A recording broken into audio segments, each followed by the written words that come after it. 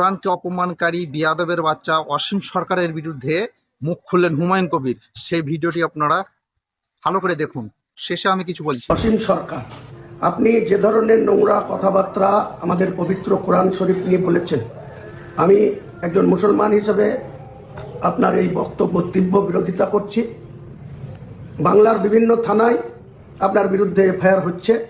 আমি রাজ্য প্রশাসনকে বলবো অবিলম্বে রাজ্যের শান্তি শৃঙ্খলা বজায় রাখতে এর বিরুদ্ধে যথাযথ ব্যবস্থা নিন। তা না হলে আমরা মুসলমান সমাজের কাছে ডাক দিব, এই অসীম সরকারকে যেখানে পাওয়া যাবে সেখানে তাকে এই কথা প্রত্যাহার করার জন্য মুসলমান সমাজের মানুষের যথেষ্টই শক্তি আছে।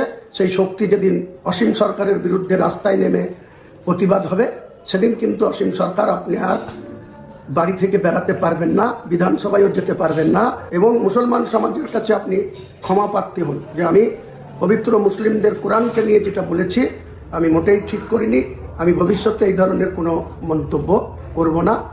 নাহলে অসীম সরকার আপনি কত বড় বিধায়ক আর কত বড় আপনি হিন্দুত্ববাদী নেতা, আপনাকে আগামী দিনে মুসলিম সমাজের মানুষ আপনাকে সমুচিত শিক্ষা দেবে, এটাই জন্য আপনি তৈরি। ভিডিওটি দেখে আপনারা কি বুঝতে পারলেন?